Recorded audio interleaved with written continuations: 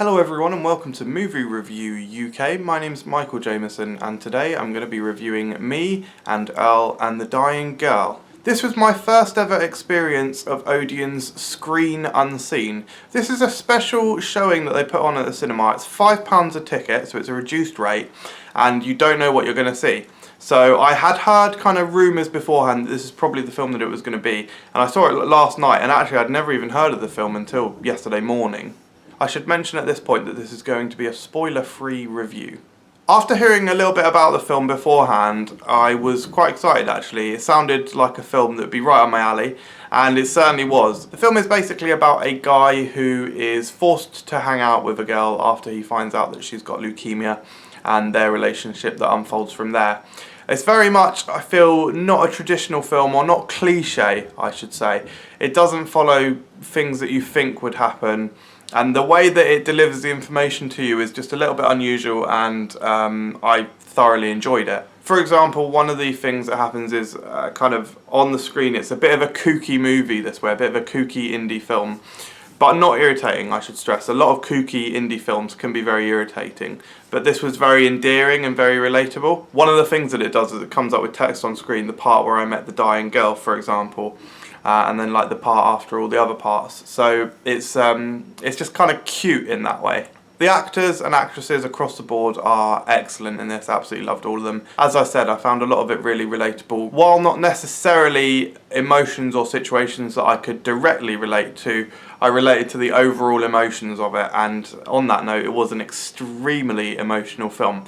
I'm not going to say exactly what happens, but there were tears, there were prolonged tears, and it just really, it's just so emotional, but also not in an overly sad way. It does have its moments, but it's almost weirdly uplifting as well. As I said, across the board, all of the actors and actresses are tremendous. Even people with small roles like John Bernthal, is it? Or John Bernthal? I think it's Bernthal from The Walking Dead. Like, he plays this kind of cool teacher that we all, if we didn't have a teacher relationship like that, we all kind of wish that we did have. It was like a teacher where these guys spend their lunch breaks in his office, and he's just cool like that because he lets them do it. Reminded me kind of a little bit of a teacher that I had in secondary school, where he once caught us playing Magic the Gathering under the desk, and he was like, "Oh, you're playing Magic the Gathering? Come back after school and I'll teach you how to play it properly and give you loads of cards." And like, we went, and it sounds a little bit bad now that I think about it actually, but we went back there, and yeah, we had an awesome time because he gave us all his cards and taught us how to pray, and taught us how to play properly, so it was really cool, and it reminded me a little bit of that. Other people like Nick Offerman, such a subtle role that he like brings a subtle humour to it, but it's like a slightly weird, unusual dad, but it's just a great role, and he has some really funny lines that the whole cinema laughed at quite a lot. Can't mention the actors and actresses without talking about the leads. Olivia Cooke portrays a cancer sufferer extremely well. Again, it really does make you feel empathy towards her, and some of the bits of dialogue and the way that she expresses her emotions is something that I've never seen before, and I'm sure we've all been affected by people that have had cancer, so that was very touching and emotionally quite powerful. The lead character is played by Thomas Mann. I'm not familiar with him. I don't believe I've seen anything with him in before, but he was kind of just perfect for the role, kind of an everyday awkward teenager role. Almost reminded me a little bit of Jason Biggs in American Pie, but played a bit straighter.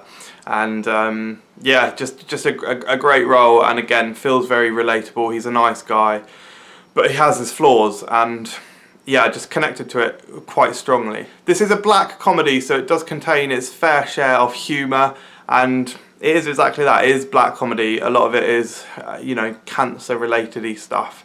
But it just works. It's human emotions, and looking at the way that we deal with this kind of thing, this traumatic life event, all the different parties that deal with it, and just it's got many different sides to everyone's point of view, so it's really interesting. It's also very interestingly shot. It'll have moments where like the camera is, say, facing down from a bird's eye view, and then the camera swiftly moves forward. So it's got a lot of cinematography like that, which I personally really appreciate. And Very interestingly, I'm sure more intelligent or intellectual movie reviewers might be able to draw some metaphorical analysis from this, but a lot of the set design is very long, drawn out corridors. For example, the cafeteria at school is very, very long, longer than I would expect. And the teacher's office, yeah, just everything like that. So I don't know if there's some kind of meaning behind that, but it's just something that I picked up on. So as I said, I did find it an extremely emotional film. It did bring me to tears, and I'm so glad that I saw it, because the fact that I hadn't heard of it, I'm not sure I ever would have watched it if I hadn't have gone to the screen unseen, which would have been an absolute crying shame, because it is an absolutely brilliant film. It's kooky, indie, yet relatable and not irritating. It's emotional, it's powerful, and yeah, it's just, I connected with it very, very strongly, so I think it's fantastic. I would give the film a 9 out of 10. Thank you very much for watching, everyone. Let me know what movies you'd like to see reviewed. I'm going to try and do a good mix of like blockbusters and smaller films and retro films, all these kind of things. So hope you enjoyed this review. This is my first one on the channel, so if you've got any feedback, I'd massively appreciate it. Let me know in the comments below, and subscribe for more videos. Cheers.